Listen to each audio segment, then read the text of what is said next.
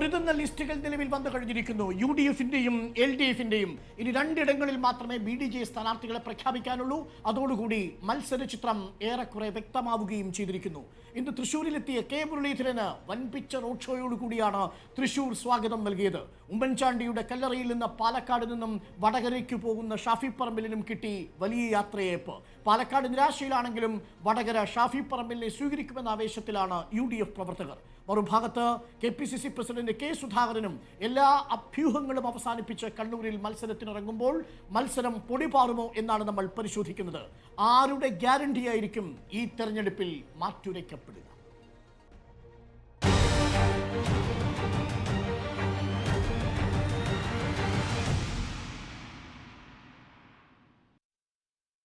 നമുക്കൊപ്പം അതിഥികളായി CPM-ൽ നിന്നും advocate KS Arunkumar, കോൺഗ്രസിൽ നിന്നും ദീപ്തി മേരി വർഗീസ്, BJP-യെ പ്രതിനിധീകരിച്ച PR ശിവശങ്കർ എന്നിവർ ചേരുന്നു. ആദ്യം ദീപ്തി മേരി വർഗീസിനോട്. ദീപ്തി മേരി വർഗീസ്, ഇന്ന് ആറ്റിങ്ങലിൽ തിരഞ്ഞെടുപ്പ് പ്രചരണ കൺവെൻഷൻ ഉദ്ഘാടനം ചെയ്തുകൊണ്ട് മുഖ്യമന്ത്രി പറഞ്ഞ ഏറ്റവും പ്രധാനപ്പെട്ട കാര്യങ്ങളിലൊന്ന്, അങ്ങ് രാജ്യസഭയിൽ രാജസ്ഥാനിൽ ഉണ്ടായിരുന്ന സീറ്റ് BJP-ക്ക് കൊടുത്തുകൊണ്ട് KC വേണുഗോപാൽ മത്സരിക്കാനായി ആലപ്പുഴയിലേക്ക് വരുന്നു എന്നുള്ളതാണ്. നോക്കൂ ദീപ്തി മേരി വർഗീസ്, രാജസ്ഥാനിൽ ഇനി 2 വർഷം കൂടി KC വേണുഗോപാലിന് രാജ്യസഭാ സീറ്റുണ്ട്. രാജ്യസഭയിൽ BJP-ക്ക് ഇപ്പോൾ 117 സീറ്റായി, NDA-ക്ക് 4 സീറ്റുകൾ മാത്രമേ വേണ്ടൂ 121 മാജിക് നമ്പർ കടക്കാൻ. അപ്പോൾ BJP-ക്ക് രാജസ്ഥാനിലെങ്കിലും ഗുണകരമാകുന്ന രീതിയിലാണോ KC വേണുഗോപാൽ ആലപ്പുഴയിൽ മത്സരിക്കുന്നത് എന്നത് ഒരു രാഷ്ട്രീയ പ്രചരണ വിഷയമായി CPM ഉയർത്തിക്കഴിഞ്ഞു. എന്താണ് മറുപടി? അത് സത്യത്തിൽ മുഖ്യമന്ത്രി അത്തരത്തിൽ പറഞ്ഞതിന്റെ പ്രധാനപ്പെട്ട ഒരു കാര്യം എന്ന് പറയുന്നത്, ആകെ ലഭിച്ച ഒരു പാർലമെന്റ് സീറ്റ് കൂടി നഷ്ടമാകുമെന്നുള്ള വലിയ ഭയത്തോടെയാണ് അത് പറഞ്ഞിരിക്കുന്നത്. ആ ഭയത്തിൽ നിന്നാണ് ഇത്തരം നറേറ്റീവ്സ് ഒക്കെ ഉണ്ടാക്കാൻ വേണ്ടി തോന്നുന്നത്. നമുക്കൊരു കാര്യം അറിയാലോ, ഈ തെരഞ്ഞെടുപ്പിൽ ഇന്ത്യൻ നാഷണൽ കോൺഗ്രസ് വർഗീയ ശക്തിക്കെതിരെ, BJP എന്ന വർഗീയ ഫാസിസ്റ്റ് ശക്തിക്കെതിരെ മത്സരിക്കുകയാണ്. അതിന് നേതൃത്വം കൊടുക്കുന്നത് ഇന്ത്യൻ നാഷണൽ കോൺഗ്രസ് ആണ്. അതിനകത്ത് കോൺഗ്രസിനോടൊപ്പം നിൽക്കേണ്ട CPM എന്ന രാഷ്ട്രീയ പ്രസ്ഥാനം കേരളത്തിൽ കോൺഗ്രസിന് എതിരെ മത്സരിക്കുകയാണ്. ഇവിടെ തന്നെ നമുക്കറിയാം, CPM-ന്റെ സ്ഥാനാർത്ഥി പട്ടിക എടുത്തു നോക്കിക്കഴിഞ്ഞാൽ ഏത് തരത്തിലുള്ള പട്ടികയാണ് വന്നിരിക്കുന്നത്. ഒരു തരത്തിലും ഒരു കോൺഫിഡൻസും ഇല്ലാതെയാണ് പല സ്ഥാനാർത്ഥികളെയും പല സ്ഥലങ്ങളിലും നിർത്തിയിരിക്കുന്നത്. അതിനൊക്കെ പല പല അജണ്ടകളുണ്ട്. അത് ചർച്ചയുടെ അടുത്ത ഭാഗത്ത് ഞാൻ കൂടുതൽ ഡീറ്റെയിൽസിലേക്ക് പോകാം. പക്ഷേ ഇത് KC വേണുഗോപാൽ ഇവിടെ മത്സരിക്കുക എന്നുള്ളത് കോൺഗ്രസിനെ സംബന്ധിച്ച് ഏറ്റവും പ്രധാനപ്പെട്ട ഒരു കാര്യമായി തന്നെയാണ് കാണുന്നത്. ആലപ്പുഴയിൽ അദ്ദേഹത്തിന് തിരിച്ചു പിടിക്കാൻ കഴിയുമെന്ന പൂർണ്ണ ബോധ്യം പാർട്ടിക്കുണ്ട്. ആ ബോധ്യം ഒരു പരിധിവരെ മുഖ്യമന്ത്രിയെ അലോസരപ്പെടുത്തുന്നു എന്നുള്ളതുകൊണ്ടാണ് ഇത്തരത്തിലുള്ളൊരു സ്റ്റേറ്റ്മെന്റ് ഇവിടെ പറഞ്ഞിരിക്കുന്നത്. പക്ഷേ കോൺഗ്രസിനെ സംബന്ധിച്ച് ഞങ്ങൾ 100% കോൺഫിഡൻസിലാണ്. ഇത്തവണ 19 അല്ല 20 സീറ്റും UDF-നായിരിക്കുമെന്നുള്ള കാര്യത്തിൽ യാതൊരു സംശയവും വേണ്ട. പല സ്ഥലങ്ങളിലും LDF സ്ഥാനാർത്ഥികളെ നിർത്തിയിരിക്കുന്നത് പലരെയും വെട്ടുന്നതിന് വേണ്ടി കൂടിയാണ് എന്നുള്ളത് നമുക്കറിയാം. ഇപ്പൊ തന്നെ വടകരയിൽ ശൈലജ ടീച്ചറിനെ നിർത്തിയിരിക്കുന്നത്. ശൈലജ ടീച്ചറിനോടുള്ള മുഖ്യമന്ത്രിയുടെ അപ്രോച്ച് എന്തായിരുന്നു എന്നുള്ളത് നമ്മൾ കഴിഞ്ഞ കുറെ നാളുകളായിട്ട് കണ്ടുകൊണ്ടിരിക്കുകയാണ്. അവിടെ കഴിഞ്ഞ ജനസദസ്സിൽ പോലും അവർക്കെതിരെയും അവരുടെ ഭർത്താവിനെതിരെ പോലും വളരെ രൂക്ഷമായ വാക്കുകൾ കൊണ്ട് വിമർശിച്ച മുഖ്യമന്ത്രി എന്തിനായിരിക്കും MLA ആയിരിക്കുന്ന ശൈലജ ടീച്ചറിനെ അവിടെ മത്സരിപ്പിക്കുന്നത്? അതിനൊക്കെ പല രീതിയിലുള്ള വ്യാഖ്യാനങ്ങളും നമുക്ക് കാണേണ്ടതായിട്ടുണ്ട്. അതുപോലെ തന്നെ ഇന്നത്തെ നമ്മുടെ CPM-ന്റെ ഇടതുപക്ഷ ജനാധിപത്യ മുന്നണിയുടെ MLA-മാരെ എടുത്തു നോക്കിയാൽ ഒരു മുഖ്യമന്ത്രിയാകുവാൻ ഏറ്റവും സാധ്യതയുള്ള ഒരു പേരായിരുന്നു ശൈലജ ടീച്ചറിന്റേത്. അവരെ മന്ത്രി പോലും ആക്കാതെ മാറ്റി നിർത്തുകയും ഇപ്പോൾ അവരെ MLA പോലും ആക്കാതെ എങ്ങനെയെങ്കിലും വടകരയിൽ മത്സരിപ്പിച്ച് അവരെ താറടിച്ച് കാണിക്കുക എന്നുള്ളതാണ് ഉദ്ദേശം. കാര്യം വടകരയിൽ നമ്മൾ ചർച്ച ചെയ്യാൻ പോകുന്നത് ഏറ്റവും ശക്തമായ പൊളിറ്റിക്സ് ആയിരിക്കും. ഞാൻ പറയുന്നത് ഈ 20 നിയോജക മണ്ഡലങ്ങളിലും ഏറ്റവും ശക്തമായ പൊളിറ്റിക്സ് വരാൻ പോകുന്നത് വടകരയിലായിരിക്കും. കാരണം TP ചന്ദ്രശേഖരന്റെ വധം, അതിനോടനുബന്ധിച്ചുള്ള കേസുകൾ, ഇപ്പോൾ വന്നിരിക്കുന്ന കോടതി വിധികൾ, അതിനോടനുബന്ധിച്ച് തന്നെ സിദ്ധാർത്ഥ് ഉൾപ്പെടെയുള്ള വിദ്യാർത്ഥി രാഷ്ട്രീയവുമായി ബന്ധപ്പെട്ട് നടക്കുന്ന കൊലപാതക രാഷ്ട്രീയം, ഇതെല്ലാം ചർച്ച ചെയ്യാൻ പോകുക. കാര്യം അവിടെ നിൽക്കുന്നത് ശൈലജ ടീച്ചറിനെതിരായി നിൽക്കുന്നത് ഷാഫി പറമ്പിലാണ്. അതുപോലെ തന്നെ ഓരോ നിയോജക മണ്ഡലങ്ങളും എടുത്തു നോക്കൂ, എറണാകുളം എടുത്തു നോക്കൂ, ആലപ്പുഴ എടുത്തു നോക്കൂ, പ്രവർത്തനം നടത്തിയിട്ടുള്ള ഒരു ലിസ്റ്റാണ് CPM പുറത്തിറക്കിയിരിക്കുന്നത് എന്നാണ്. എന്നാൽ നോക്കൂ, മറുഭാഗത്ത് ഒരേ ഒരു സിറ്റിംഗ് MP മാത്രമാണ്, വിജയിച്ച സിറ്റിംഗ് MP മാത്രമാണ് സ്വന്തം മണ്ഡലത്തിൽ നിന്ന് തൃശ്ശൂരിലേക്ക് വരേണ്ട ഒരു സാഹചര്യം ഉണ്ടായത്.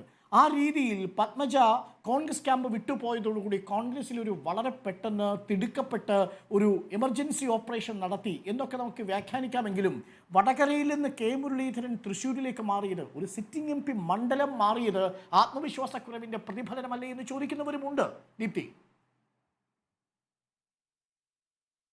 അല്ല, അത് ഏത് രീതിയിൽ വേണമെങ്കിലും പറയാലോ. കാരണം CPM-നെ സംബന്ധിച്ച് അങ്ങനെ വേണമെങ്കിൽ ഒരു നരേറ്റീവ് ഉണ്ടാക്കാം, അല്ലെങ്കിൽ BJP-യെ സംബന്ധിച്ച് അത്തരത്തിൽ പറയാം. ഇപ്പൊ BJP-യുടെ ഒരു ധാരണ എന്ന് പറയുന്നത് പത്മജ എന്ന് പറയുന്ന വ്യക്തി BJP-യിലേക്ക് വന്നതോടെ അവിടെ എന്തോ വലിയ സംഭവം നടക്കാൻ പോകുന്നു എന്നുള്ളതാണ്. യഥാർത്ഥത്തിൽ രാഷ്ട്രീയം വീക്ഷിക്കുന്ന എല്ലാവർക്കും അറിയാം എന്താണ് പത്മജയെന്നും പത്മജ എന്തായിരുന്നു ഇക്കാലം അത്രയും പൊതുരാഷ്ട്രീയത്തിൽ ചെയ്തതെന്നും എവിടൊക്കെ നിന്ന് വിജയിച്ചു എന്നും എവിടൊക്കെ നിന്ന സ്ഥലങ്ങളിലെല്ലാം പരാജയപ്പെടുകയാണ് ചെയ്തത്. നോക്കൂ, കോൺഗ്രസ് കൊടുത്ത എല്ലാ സീറ്റുകളും വിജയിക്കുന്ന സീറ്റുകളായിരുന്നു. പത്മജയ്ക്ക് വിജയിച്ചുകൊണ്ടിരുന്ന സീറ്റുകളായിരുന്നു. ആ സീറ്റുകൾ ഒരു തവണയല്ല 3 തവണ മത്സരിച്ച് വിജയിക്കാൻ പറ്റാത്ത, അത്ര പോലും ജനകീയതയില്ലാത്ത ഒരു വ്യക്തിയെ കുറിച്ചാണ് BJP ഇപ്പോൾ പൂവിട്ട് പൂജിക്കുന്നത്. അവര് പിന്നെ ഈ പറഞ്ഞ പോലെ പുഷ്പാർച്ചന നടത്തിയാണ് തിരുവനന്തപുരത്തൊക്കെ അവരെ സ്വീകരിച്ചത്. അപ്പൊ ഞങ്ങൾക്ക് അതിൻ്റെ അകത്തൊന്നും ഞങ്ങളത് വലിയൊരു കാര്യമായിട്ടൊന്നും കണ്ടിട്ടില്ല. പത്മജ പോയി എന്നുള്ളത് എന്താണ് അതുകൊണ്ട് അവർക്കുണ്ടാകാൻ പോകുന്ന ഗുണം എന്നൊക്കെ ഉള്ളത് BJP-ക്കാർക്ക് വളരെ കൃത്യമായിട്ട് അറിയാം.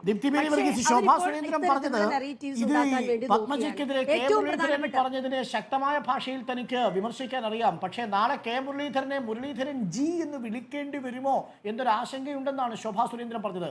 അങ്ങനെ ഒരു സ്ഥാനാർത്ഥിയാണ് തൃശ്ശൂരിൽ കെ മുരളീധരനായി മത്സരിക്കാൻ പോകുന്നത്.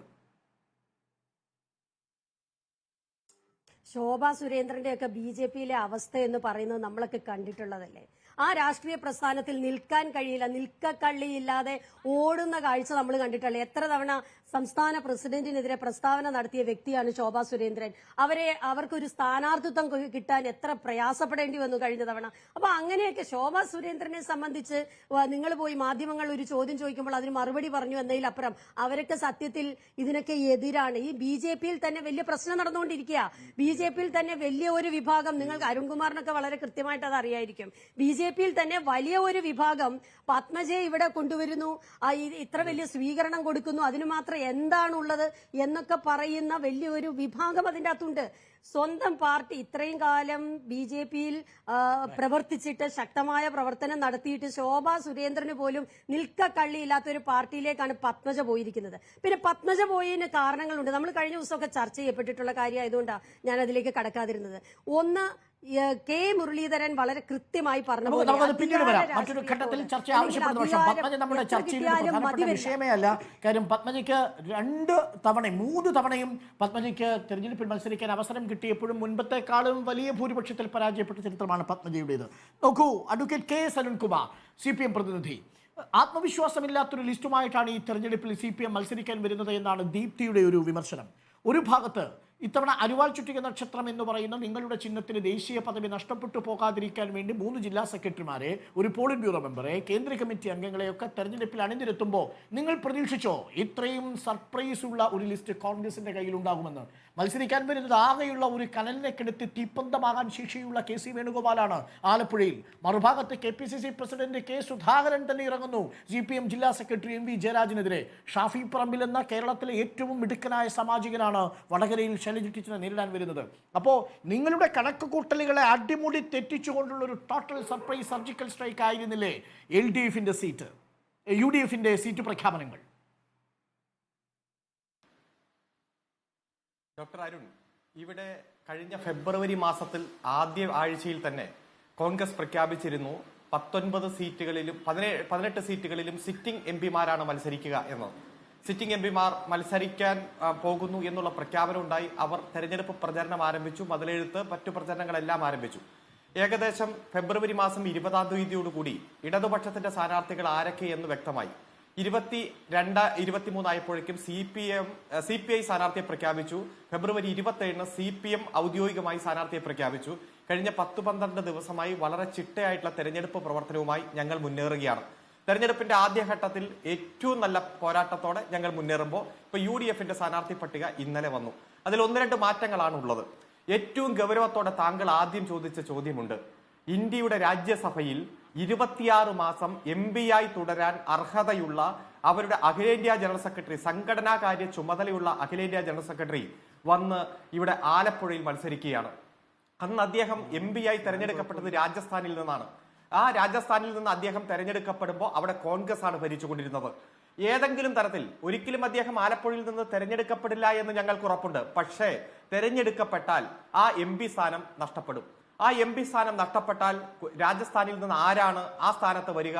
BJPയുടെ MP ആണ്. കാരണം 115 സീറ്റുകൾ രാജസ്ഥാനിൽ ഇപ്പോൾ BJPക്കുണ്ട്. 68 സീറ്റുകൾ മാത്രമാണ് കോൺഗ്രസിനുള്ളത്. അതായത് കേവലം 4 അംഗങ്ങളുടെ കുറവ് മാത്രം രാജ്യസഭയിൽ BJPക്ക് NDAക്കുള്ള ഒരു സാഹചര്യമാണ്.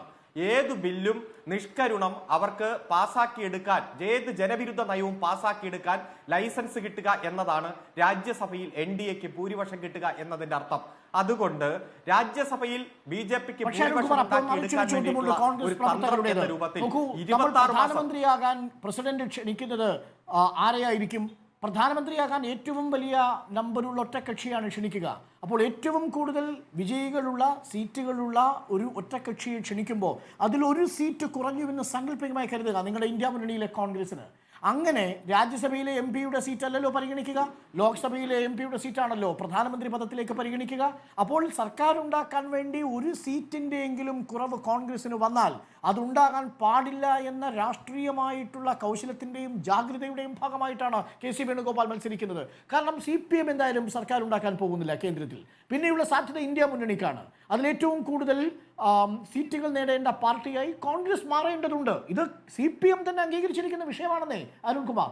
അതുകൊണ്ട് പരമാവധി ലോക്സഭാ സീറ്റുകളിലും കോൺഗ്രസിനെ വിജയിപ്പിക്കുക എന്നതാണ് തന്ത്രം. അതിനാണ് KC വേണുഗോപാൽ വരുന്നത്. അല്ല, വളരെ ബാലിശമായിട്ടുള്ള ഒരു വാദവും ഡിഫൻസുമാണത്. ഇപ്പോൾ ആലപ്പുഴ മണ്ഡലത്തിലെ BJPക്കാരായ വോട്ടർമാരുടെ ലക്ഷ്യം എന്തായിരിക്കും? BJPക്കാരായ വോട്ടർമാരുടെ ലക്ഷ്യം എന്തു വന്നാലും മൂന്നാമത് BJP കേന്ദ്രത്തിൽ അധികാരത്തിൽ വരുമെന്നാണ് BJP വാദം പറയുന്നത്. അത് അവിടെ നിൽക്കട്ടെ. എന്തായാലും രാജ്യസഭയിൽ ഭൂരിപക്ഷം ഉണ്ടാക്കുക എന്നതാണ്. രാജ്യസഭയിൽ BJPക്ക് ഭൂരിപക്ഷം ഉണ്ടാക്കണമെങ്കിൽ അവർ എന്ത് ചെയ്യണം? ആലപ്പുഴയിലെ BJP വോട്ടർമാർ കോൺഗ്രസിന് വോട്ട് ചെയ്യണം, KC വേണുഗോപാലിന് വോട്ട് ചെയ്യണം. KC വേണുഗോപാൽ ജയിച്ചാൽ ഓട്ടോമാറ്റിക്കായി രാജ്യസഭാ അംഗത്വം നഷ്ടപ്പെടും. അപ്പോൾ BJPക്ക് ഇപ്പോൾ ഉള്ള 115 അംഗങ്ങൾ രാജസ്ഥാനിലെ അംഗങ്ങൾ വഴി ഒരംഗം രാജ്യസഭയിൽ വരും. അപ്പോൾ അവർ കൂടുതൽ ഭൂരിപക്ഷത്തിലേക്ക് അടുക്കും. അത് തന്നെയാണ് പാലക്കാട് നിന്ന് ഇപ്പോൾ വടകരയിൽ പോയി മത്സരിക്കുന്ന ഷാഫി പറമ്പിലിന്റെ കാര്യത്തിലും BJP ഉദ്ദേശിക്കുന്നത്. പാലക്കാട് 3800 വോട്ടിനാണ് രണ്ടാം സ്ഥാനത്തുള്ള BJPയേക്കാൾ ഷാഫി പറമ്പിൽ വിജയിച്ചത്. അവിടെ CPM വളരെ പുറകിലാണ്, 3ാം സ്ഥാനത്താണ് ഞങ്ങൾ സമ്മതിക്കുന്നു. അതായത് ഏതെങ്കിലും തരത്തിൽ കേരളത്തിൽ അക്കൗണ്ട് തുറക്കാൻ BJPക്ക് സാധ്യതയുള്ള മണ്ഡലം പാലക്കാടാണ്. കഴിഞ്ഞ തവണ മെട്രോമാനാണ് മത്സരിച്ചത്, വെറും 3800 വോട്ടിനാണ് തോറ്റത്. ഷാഫി പറമ്പിൽ ഏതെങ്കിലും തരത്തിൽ വിജയിക്കുന്ന സാഹചര്യം വടകരയിൽ ഒരിക്കലും അത് ഉണ്ടാകില്ല. എന്നിരുന്നാൽ പോലും അത്തരത്തിലൊരു സാഹചര്യം ഉണ്ടായാൽ കേരളത്തിന്റെ നിയമസഭയിൽ അക്കൗണ്ട് തുറക്കാൻ BJPക്ക് വഴിയൊരുക്കും. അതുകൊണ്ട് വടകരയിലെ BJP വോട്ടർമാരുടെ ലക്ഷ്യം എന്താണ്? ഷാഫി പറമ്പിൽ ജയിക്കണം. അങ്ങനെ വരുമ്പോൾ പാലക്കാട് സീറ്റ് വേക്കന്റ് ആവും. അങ്ങനെ വന്നാൽ 3800 വോട്ടിന് മാത്രം തോറ്റ ആ മണ്ഡലം തിരിച്ചു പിടിക്കാനുള്ള സാഹചര്യം BJPക്ക് അവിടെ ഉണ്ടാകും. കൃത്യമായി ഇന്നലെ പ്രഖ്യാപിക്കപ്പെട്ട സ്ഥാനാർത്ഥി പട്ടിക കോൺഗ്രസിനെ സംബന്ധിച്ചിടത്തോളം വ്യക്തമായി വടകരയിലും അക്കൗണ്ട് ഓപ്പൺ ചെയ്തതെന്ന് CPM-ലെ അണികൾ കരുതേണ്ടത്. ഷാഫി പറമ്പിലല്ലല്ലോ BJPയുടെ അക്കൗണ്ട് പൂട്ടിക്കാൻ മുൻപിൽ നിൽക്കേണ്ടത്. അത് CPM അല്ലേ? CPM-ന് കരുത്തില്ല പാലക്കാട് എന്ന് ആവർത്തിച്ച് സാക്ഷ്യപ്പെടുത്തുന്നതല്ലേ ഈ വാദം? അല്ല, നമ്മൾ കണ്ടതാണല്ലോ. ഞങ്ങൾ ഇല്ലാത്ത കഥ പറയുന്നത് എന്തിനാണ്? പാലക്കാട് ഞങ്ങൾ 3ാമതായിരുന്നുവെന്നും 2ാം സ്ഥാനത്ത് എത്തിയത് BJP ആണെന്നും കോൺഗ്രസും BJPയും തമ്മിൽ 3800 ശിഷ്ടം വോട്ടുകളുടെ വ്യത്യാസമേ ഉണ്ടായിരുന്നുള്ളൂ എന്നും നമ്മുടെ മുന്നിലുള്ള കണക്കുകളാണ്. മറ്റു മണ്ഡലങ്ങളിലേക്കൂട്ടായിരുന്നോ 3ാം സ്ഥാനത്തായിരുന്നു LDF എന്നുള്ളത് നമ്മുടെ മുന്നിലുള്ള യാഥാർത്ഥ്യമാണ്. ഈ രണ്ട് യാഥാർത്ഥ്യങ്ങളും കൃത്യമായി മനസ്സിൽ കണ്ടുകൊണ്ട് വോട്ട് കച്ചവടത്തിന് വേണ്ടിയിട്ട് ഒരു വേദിയായി തന്നെയാണ് ഈ സ്ഥാനാർത്ഥി പട്ടിക പ്രഖ്യാപിച്ചതെന്ന് പകൽ പോലെ വ്യക്തമാണ്. അല്ലാതെ ഇപ്പൊ തൃശ്ശൂരിലേക്ക് ശ്രീ K മുരളീധരനെ മാറ്റി. അതുകൊണ്ട് എന്ത് ഗുണമാണ് ഇപ്പൊ തൃശ്ശൂരിൽ ഉണ്ടാകാൻ പോകുന്നത്? ഈ തൃശ്ശൂർ കഴിഞ്ഞ നിയമസഭാ തെരഞ്ഞെടുപ്പിൽ 7 നിയമസഭാ മണ്ഡലങ്ങളിലെ വോട്ടൊന്ന് എടുത്തു നോക്കിയേ. LDFന്റെ വോട്ട് 4,85,117 ആണ്. UDFന്റെ വോട്ട് 3,52,738 BJPയുടെ വോട്ട് 2,02,000. അതായത് UDFനേക്കാൾ ഞങ്ങൾക്ക് 1,35,000 വോട്ട് തൃശൂർ മണ്ഡലത്തിൽ കൂടുതലുണ്ട്. BJPയുടെ ഇരട്ടിയും കഴിഞ്ഞ് അതിന്റെ പകുതിയോടെ വോട്ട് കഴിഞ്ഞ ലോക്സഭാ തെരഞ്ഞെടുപ്പിൽ ഞങ്ങൾക്ക് ഈ 7 നിയമസഭ കൂട്ടി കഴിഞ്ഞ നിയമസഭാ തെരഞ്ഞെടുപ്പിൽ ഞങ്ങൾക്ക് വോട്ട് കിട്ടുന്ന സാഹചര്യമുണ്ടായി. അപ്പൊ ഞാൻ സൂചിപ്പിച്ചത് ഇവിടെ കെ മുരളീധരനെ തൃശൂർക്ക് കൊണ്ടുവന്നതുകൊണ്ടോ വേറൊരു സ്ഥാനാർത്ഥിയെ വടകരയിൽ കൊണ്ടുവന്നുകൊണ്ടോ ഒരു തരത്തിലും രാഷ്ട്രീയ നേട്ടം പ്രതീക്ഷിച്ചുകൊണ്ടല്ല, മറിച്ച് ഇവിടെ കൃത്യമായിട്ടുള്ള വോട്ട് കച്ചവടത്തിന്റെ ഭാഗമായി ഈ കേരളത്തിൽ നിലനിൽക്കുന്ന രാഷ്ട്രീയ സാഹചര്യം വെച്ച് കഴിഞ്ഞ തവണ വളരെ ഗുരുതരമായ എന്നോടൊപ്പം രാവിലെ സംസാരിച്ച എ വിജയരാഘവനും ഇത്തരത്തിൽ ഒരു കൂട്ടുകച്ചവടത്തിന്റെ സാധ്യതയെ കുറിച്ചാണ് സൂചിപ്പിച്ചത്. പി ആർ ശിവശങ്കറിന്റെ മുഖപ്പുണ്ട്. പി ആർ ശിവശങ്കർ, യഥാർത്ഥത്തിൽ പണ്ട് 1990-കളിൽ ബേപ്പൂരിലും വടകരയിലും കണ്ട കോലീബി മറ്റൊരു വേഷത്തിൽ അവതരിക്കുകയാണോ 2024 ലോക്സഭാ തെരഞ്ഞെടുപ്പിൽ? രാജ്യസഭാ സീറ്റ് BJPക്ക് നൽകാം, എന്നാൽ ലോക്സഭാ സീറ്റ് ഞങ്ങൾക്ക് നൽകൂ എന്നതാണോ ഈ KC വേണുഗോപാലിന്റെ സ്ഥാനാർത്ഥിത്വം പറയുന്നത്? പാലക്കാട് രണ്ടാമതെത്തിയ BJPയെ സഹായിക്കാനാണോ ഷാഫി പറമ്പിൽ വടകര പോയത്? ഇതാണ് CPMന്റെ വാദം. അരുൺ, ഡോക്ടർ അരുൺ, അഡ്വക്കേറ്റ് അരുൺ പറഞ്ഞ വാദമുഖങ്ങൾ അംഗീകരിച്ചാൽ തന്നെ തിരഞ്ഞെടുപ്പിന് മുൻപ് തന്നെ CPM 2 സീറ്റിലെങ്കിലും തോൽവി സമ്മതിച്ചു. ഇത് CPM ചരിത്രത്തിൽ ആദ്യമായിട്ടാണ് അരുണിനെ പോലെ അല്ലെങ്കിൽ CPMന്റെ ഒരു വക്താക്കൾ വന്നിട്ട് തുടങ്ങുന്നതിന് മുൻപ് തന്നെ തോൽവി സമ്മതിക്കുന്നു. അത് KC വേണുഗോപാലും ജയിക്കും, അപ്പുറത്ത് ഷാഫിയും ജയിക്കുമെന്ന് ഉറപ്പു പറയുന്നു. എന്താ കാരണം? ഇവര് തമ്മിൽ വർഷങ്ങളായിട്ടുള്ള അഡ്ജസ്റ്റ്മെന്റ്. ഇപ്പൊ നോക്കൂ, വട്ടിയൂർക്കാവില് എങ്ങനെയാണ് മുരളീധരൻ ജയിച്ചത്? മുരളീധരന്റെ ചരിത്രം നമുക്കറിയാമല്ലോ. മുരളീധരൻ തന്നെ പറഞ്ഞിട്ടുണ്ട് CPMന്റെ വോട്ട് എനിക്ക് കിട്ടിയിട്ടുണ്ട്. സീമ അങ്ങനെയാണ് 3-ാം സ്ഥാനത്തേക്ക് പോയത്. പക്ഷേ അതേ സ്ഥലത്ത് തന്നെ വട്ടിയൂർക്കാവിൽ നിന്ന് മുരളീധരൻ മാറുമ്പോൾ CPMന്റെ സ്ഥാനാർത്ഥി ജയിക്കും. അവിടെ വീണ എസ് നായർന്നോ പറഞ്ഞ് കോൺഗ്രസിന്റെ സ്ഥാനാർത്ഥി അതിദയനീയമായിട്ട് വീണ്ടും 3-ാം സ്ഥാനത്തേക്ക് വരും. ഇതൊരു വെച്ചുമാറ്റമാണ്. അതിൽ മുരളീധരൻ CPMന്റെ ചാരനാണ്. CPMുമായിട്ട് എന്തൊക്കെയോ അഡ്ജസ്റ്റ്മെന്റ് നടത്തി എങ്ങനെയെങ്കിലും വോട്ട് വാങ്ങിക്കുക എന്നുള്ള തന്ത്രം അദ്ദേഹത്തിനുണ്ട്. അദ്ദേഹം അതിന്റെ എക്സ്പെർട്ടാണ്. ചിലപ്പോൾ തോറ്റുകൊണ്ടായിരിക്കും, ചിലപ്പോൾ ജയിച്ചുകൊണ്ടായിരിക്കും. അങ്ങനെയും പുള്ളി ചെയ്തിട്ടുണ്ട്. നേമത്ത് വന്ന് തോറ്റുകൊണ്ട് അദ്ദേഹം CPMന് ഗുണകരമായി ഒരു പ്രവർത്തനം നടത്തിയത് നമുക്കറിയാം. ഇവിടെ നോക്ക്, ഇവിടെ കൃത്യമായിട്ട് ശൈലജ ടീച്ചറിനെ തോപ്പിക്കുവാനായിട്ട് ഇവര് ഷാഫിയെ അങ്ങോട്ട് വരുന്നു. എന്നിട്ട് ഒരു പ്രത്യേക സമുദായത്തിന്റെ വോട്ട് മേടിച്ച് അവിടെ ഷാഫിയെ ജയിപ്പിക്കുന്നു. അപ്പം ഇവിടുത്തെ CPMന്റെ ഇവിടുത്തെ ഒരു പ്രധാനപ്പെട്ട നേതാവിന് സമാധാനമായി തന്നേക്കാൾ വോട്ട് കൂടുതൽ നേടിയ ഒരു വനിതാ നേതാവിനെ പൂർണ്ണമായി തീർത്തു കളഞ്ഞു, തോപ്പിച്ചു കളഞ്ഞു എന്നുള്ളത് കൊണ്ട് രാഷ്ട്രീയമായി അവരെ അവസാനിപ്പിക്കാം. ഇപ്പുറത്ത് തൃശ്ശൂര് വേണമെങ്കിൽ ഞങ്ങൾക്ക് CPI അങ്ങോട്ട് തോപ്പിച്ചേക്കാമെന്നുള്ള ധാരണയിലാണ് അഡ്ജസ്റ്റ്മെന്റിൽ മുരളിയെ കൊണ്ടുവന്നേക്കുന്നത്. അത് നടക്കില്ല എന്നുള്ള വേറെ കാര്യം. അതുകൊണ്ട് തന്നെ ഈ സംസ്ഥാനത്ത് നടക്കുന്ന വോട്ട് കച്ചവടം, പിന്നെ ഇവർ ഇതൊക്കെ പറഞ്ഞ ഹോൾസെയിൽ കച്ചവടമല്ലേ CPM നടത്തുന്നത്? ഹോൾസെയിൽ കച്ചവടം. ഇവിടെ നിന്ന് ജയിച്ചു കഴിഞ്ഞാൽ ഈ വയനാട് MPക്ക് ജയ് വിളിക്കാനല്ലേ വയനാട് നിന്ന് ഇവർ തന്നെ എതിർക്കുന്നു എന്ന് ഇവർ പറയുന്ന വയനാട് MPയെ പ്രധാനമന്ത്രിയാക്കാനല്ലേ ഇവർ ഹോൾസെയിലായിട്ട് അങ്ങോട്ട് പോണേ എന്ന് ഇവിടെ തന്നെ പറഞ്ഞൂടെ?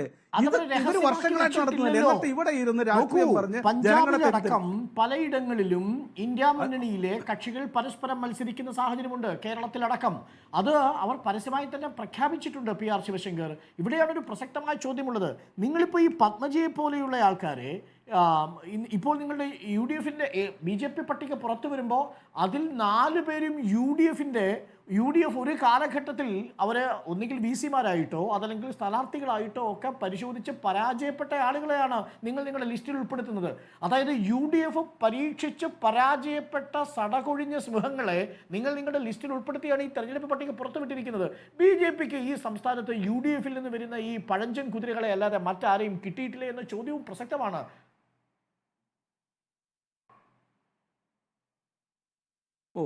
മറ്റുള്ളവർക്കൊക്കെ വളരെ പുതിയ യുവാക്കളായ പടക്കുതിരകളാണല്ലോ എല്ലായിടത്തും ഉള്ളത്.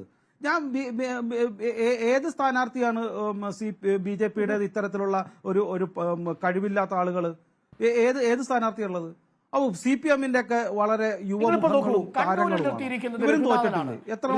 കഴിഞ്ഞ തവണ കോൺഗ്രസിന്റെ ജനറൽ സെക്രട്ടറി ആയിരുന്ന കോൺഗ്രസിന്റെ സീറ്റിൽ സാക്ഷാൽ മുഖ്യമന്ത്രി പിണറായി വിജയനെതിരെ മത്സരിച്ച സ്ഥാനാർത്ഥിയാണ് അബ്ദുൾ സലാം. അദ്ദേഹം UDFന്റെ VC-യാണ്. പിന്നീട് UDF കാലത്ത് തന്നെ അദ്ദേഹത്തെ തള്ളിക്കളഞ്ഞു. രഘുനാഥനെ കോൺഗ്രസ് തന്നെ അവഗണിച്ചു. മറുഭാഗത്ത് പത്മജ കോൺഗ്രസ് വീണ്ടും അവഗണിച്ചു എന്നതാണല്ലോ അവരുടെ പരാതി. ഇപ്പോൾ ബൈജു കലാശാല മാവേലിക്കരയിൽ മത്സരിക്കാൻ പോകുന്നു. അത് കോൺഗ്രസ് തഴഞ്ഞ മറ്റൊരു സ്ഥാനാർത്ഥി. അപ്പോൾ കോൺഗ്രസ് തഴയുന്നവരെയൊക്കെ പിറകിക്കൊണ്ടുവരാൻ ഇത് എന്താണെന്ന്, ഇതൊരു വേസ്റ്റ് ബിന്നാണോ എന്നാണ് കോൺഗ്രസുകാർ ചോദിക്കുന്നത്. സത്യത്തില് രഘുനാഥിന്റെ ഒക്കെ കാര്യം ആലോചിച്ച് നോക്കൂ. ശക്തമായി മറ്റൊരു കോൺഗ്രസ്സുകാരൻ മത്സരിക്കാത്ത സമയത്ത് പോലും പിണറായിക്കെതിരെ ധർമ്മടത്ത് പോയി മത്സരിച്ച കരുത്തനായ സ്ഥാനാർത്ഥി. ഇവരൊന്നും ഇവിടെ നിന്ന് അവിടെ വിറച്ചിരുന്നല്ലോ അവിടെ പോയി മത്സരിക്കാൻ. രഘുനാഥല്ലേ ധൈര്യമായിട്ട് മത്സരിച്ചിരുന്നത്. അവിടെ പോയി കഴിഞ്ഞാൽ അടി കിട്ടുമായിരുന്നു ഇവർക്കൊക്കെ. ആ ധർമ്മടത്തെ നമുക്ക് തിരഞ്ഞെടുപ്പ് ക്യാമ്പയിൻ അരുണൊക്കെ പോയിട്ടുള്ളതാണല്ലോ. എങ്ങനെ അവിടെ പോയി പ്രവർത്തിക്കുമെന്ന് നമുക്ക് നന്നായിട്ട് അറിയാം. അപ്പൊ കോൺഗ്രസ്സുകാർക്ക് ശക്തമായ പിന്തുണ ഇല്ലാഞ്ഞിട്ട് പോലും ശക്തമായി കോൺഗ്രസിന്റെ കൂടെ നിന്ന ആൾക്കാരാണ് അവരൊക്കെ. അപ്പൊ അതൊന്നും അത്തരത്തിലുള്ള രാഷ്ട്രീയമായ തീരുമാനം സത്യത്തിൽ കോൺഗ്രസ് തിരസ്കരിച്ചതല്ല. കോൺഗ്രസ് കാലുവാരിയ, സ്വന്തം അണികളിൽ നിന്ന് കാലുവാരിയ, മറ്റൊരു സാധ്യതയുമില്ലാതെ സ്വന്തമായിട്ട്, അതല്ലെങ്കിൽ അവരുടെ സാമ്പത്തിക പിന്തുണ ഇല്ലാത്തതുകൊണ്ട് അവരെ കാലുവാരിയ, അവരെ നശിപ്പിച്ച ആളുകളാണ്. അപ്പൊ ചരിത്രത്തിൽ അത്തരത്തിലുള്ള ആളുകൾ ഞങ്ങളുടെ കൂടെ വരും. സത്യസന്ധരായ, കഴിവുള്ള, സ്വന്തം പാർട്ടി ഞങ്ങളെ നിരന്തരമായി അവഗണിക്കുമ്പോൾ മറ്റുള്ളവരും അവഗണിച്ചവരെ ഞങ്ങൾ എടുക്കും. അത് ഞങ്ങളുടെ ചരിത്രമാണ്, അതൊരു സംശയവുമില്ല. അത് ഇനിയും എടുക്കും, ഒരു സംശയവുമില്ല. അത് ഞങ്ങളുടെ പാർട്ടിയുടെ നയം തന്നെയാണ്. മറ്റുള്ള ഭാഗത്ത് ശിവശങ്കർ അവർ തന്നെ പറയുന്നത് എനിക്ക് പാർട്ടിയെ കുറിച്ച് ഒന്നും അറിയില്ല എന്നാണ്. അല്ല, അങ്ങനെയുള്ള ആളുകൾ പോലും വരുന്നു. പാർട്ടിയെക്കുറിച്ച് അറിഞ്ഞൂടാ, പക്ഷെ കേന്ദ്ര ഭരണത്തെക്കുറിച്ച്, നരേന്ദ്രമോദിയുടെ വികസനത്തെക്കുറിച്ച്, ആ രാഷ്ട്രീയത്തെക്കുറിച്ച് മനസ്സിലാവുന്നവര് അവർ വന്നേ ഉള്ളൂ. ജോയിൻ ചെയ്യട്ടെ. ശിവശങ്കർ ഉന്നയിച്ച പ്രധാനപ്പെട്ട ഒരു രാഷ്ട്രീയമായ ഒരു ചോദ്യമുണ്ട്. ആ ചോദ്യം ഇതാണ്: കെ മുരളീധരൻ CPM-ന്റെ ചാരനായി വട്ടിയൂർക്കാവിൽ, നേമത്ത്, വടകരയിൽ പല വേഷങ്ങളിൽ പ്രത്യക്ഷപ്പെടുന്നു, ഇപ്പോൾ തൃശ്ശൂരിൽ പ്രത്യക്ഷപ്പെടുന്നു എന്നതാണ്. അതിന് മറുപടി പറയേണ്ടത് ദീപ്തി മേരി വർഗീസാണ്. വളരെ പ്രധാനപ്പെട്ട ഒരു ആരോപണമാണ് ഇപ്പോൾ CPM പ്രതിനിധി ഉന്നയിച്ചിരിക്കുന്നത്. ഒരു വലിയ കൂട്ടുകച്ചവടത്തിന് കോലിബി മാതൃകയിൽ കളമൊരുങ്ങുന്നു കേരളത്തിൽ എന്നതാണ് മുരളീധരന്റെയും ഷാഫി പറമ്പിലിന്റെയും സ്ഥാനാർത്ഥിത്വത്തെ മുൻനിർത്തിയുള്ള പ്രധാനപ്പെട്ട ചോദ്യം. ദീപ്തി മേരി വർഗീസ്, നേരത്തെ PR ശിവശങ്കർ ചോദിച്ച ചോദ്യത്തിന്റെ മറുപടി: കെ മുരളീധരൻ CPM-ന്റെ ഒരു ചാരനായി പല മണ്ഡലങ്ങളിലും പല വേഷങ്ങളിലും എത്തുന്നു എന്നതാണ്. വട്ടിയൂർക്കാവിൽ, നേമത്ത്, വടകരയിൽ, ഇപ്പോൾ തൃശ്ശൂരിൽ ഒക്കെ CPM-നെ സഹായിക്കലാണ്, അല്ലെങ്കിൽ CPM-ന് വേണ്ടി പണിയെടുക്കലാണ് മുരളീധരന്റെ ദൗത്യം എന്ന നിലയിലാണ് BJP ഇതിനെ വിമർശിക്കുന്നത്. അതേസമയം അരുൺകുമാർ പറയുന്നത് ഒരു വലിയ വോട്ട് കച്ചവടത്തിന് കളമൊരുക്കിയിരിക്കുകയാണ് ഷാഫിയുടെയും KC വേണുഗോപാലിന്റെയും വരവോടുകൂടി ഇത് എന്നാണ്. എങ്ങനെയാണ് അതിനെ പ്രതിരോധിക്കാൻ പോകുന്നത്? അരുൺകുമാർ, എന്തു യുക്തിയാണ് ഈ രണ്ട് ചോദ്യങ്ങൾക്കും ഉള്ളത്? ഞാൻ ആദ്യം അഡ്വക്കേറ്റ് അരുൺകുമാർ പറഞ്ഞ കാര്യത്തിലേക്കൊന്ന് കടക്കുകയാണ്. പാലക്കാടിന്റെ കാര്യത്തിൽ നിങ്ങൾ വിഷമിക്കേണ്ട. ഞങ്ങളുടെ സംഘടനാ ശക്തി കൊണ്ട് പാലക്കാട് ഉപതെരഞ്ഞെടുപ്പിൽ വിജയിക്കാൻ ഞങ്ങൾക്ക് കഴിയും എന്ന പൂർണ്ണ ബോധ്യമുണ്ട്. നിങ്ങളവിടെ വോട്ട് കച്ചവടം നടത്താതിരുന്നാൽ മതി. നിങ്ങളവിടെ BJP-യുമായി കൂടി വോട്ട് കച്ചവടം നടത്താതിരിക്കാനുള്ള കാര്യങ്ങൾ നോക്കിയാൽ മതി. പിന്നെ ഞാൻ സ്വാഗതം ചെയ്യുകയാണ് പൂർണ്ണമായിട്ടും. ശൈലജ അവിടെ തോൽക്കും, വടകരയിൽ തോൽക്കും എന്നുള്ള ആ തോൽവി അരുൺകുമാർ സമ്മതിച്ചു എന്നുള്ളതിനെ കോൺഗ്രസിന്റെ ഭാഗത്തുനിന്ന് സ്വാഗതം ചെയ്യുകയാണ്. പിന്നെ ഇവിടെ നമ്മളൊരു കാര്യം മനസ്സിലായി, എന്താണ് യാഥാർത്ഥ്യം എന്ന് പറയുന്നത്? ഈ രാജ്യം ഒട്ടാകെ മത്സരിക്കുന്നത് ആര് തമ്മിലാണ്? കോൺഗ്രസും BJP-യും തമ്മിലാണ്. കേരളത്തെ സംബന്ധിച്ച് 20 സീറ്റും ജയിക്കുക എന്നുള്ളത് ഞങ്ങളുടെ ലക്ഷ്യമാണ്. കാരണം എന്താണ്? ഏറ്റവും അധികം പാർലമെന്റ് അംഗങ്ങളെ ഇന്ത്യയുടെ പാർലമെന്റിലേക്ക് അയക്കുക എന്നുള്ളതാണ് ഞങ്ങളുടെ ലക്ഷ്യം. ശ്രീ KC വേണുഗോപാലിനെ കൊണ്ടുവന്നത് അതുകൊണ്ടാണ്. പിന്നെ അദ്ദേഹത്തിന്റെ രാജ്യസഭാ സീറ്റിനെ പറ്റിയൊന്നും നിങ്ങൾ വ്യാകുലപ്പെടേണ്ട. കർണാടകയിലും തെലങ്കാനയിലും ഒക്കെ ഞങ്ങൾ രാജ്യസഭാ അംഗങ്ങളെ കൊണ്ടുവന്നോളാം. അതിന്റെ അകത്തൊന്നും മുഖ്യമന്ത്രി പിണറായി വിജയനും അരുൺകുമാറും ഒന്നും അതിന്റെ അകത്ത് വ്യാകുലപ്പെടേണ്ട കാര്യമില്ല. പിന്നെ ഈ ആലപ്പുഴ ഞങ്ങൾ തിരിച്ചുപിടിക്കും എന്നുള്ള കാര്യത്തിൽ വേണുഗോപാലിന് രാജ്യസഭയിൽ നിങ്ങൾക്കൊരു രാജ്യസഭാ സീറ്റ് ഇല്ല. ആ സീറ്റ് നിങ്ങൾ BJP-യുടെ എടുത്തു വെച്ച് കൊടുക്കുകയാണ് ആലപ്പുഴയിൽ നിങ്ങൾ വിജയിക്കുകയാണെങ്കിൽ. അരുൺകുമാർ, ഇവിടെ നടക്കുന്ന ഒരു ലോക്സഭാ തെരഞ്ഞെടുപ്പാണ്.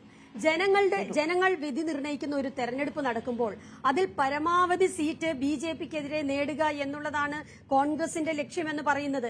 ഇവിടെ എന്തൊക്കെ കാര്യങ്ങൾ ശിവശങ്കർ പറഞ്ഞാലും നിങ്ങൾ ഒരു കാര്യം മനസ്സിലാക്കണം. നമുക്കൊക്കെ വളരെ പകൽ പോലെ വ്യക്തമായിട്ടുള്ള, നമ്മൾ ഇതിനു മുൻപും ചർച്ച ചെയ്തിട്ടുള്ള നിരവധി കാര്യങ്ങളുണ്ട്. ഇവിടെ ആരൊക്കെ തമ്മിലാണ് സഖ്യം എന്നുള്ളത് വളരെ വ്യക്തമായിട്ടുള്ള കാര്യമല്ലേ?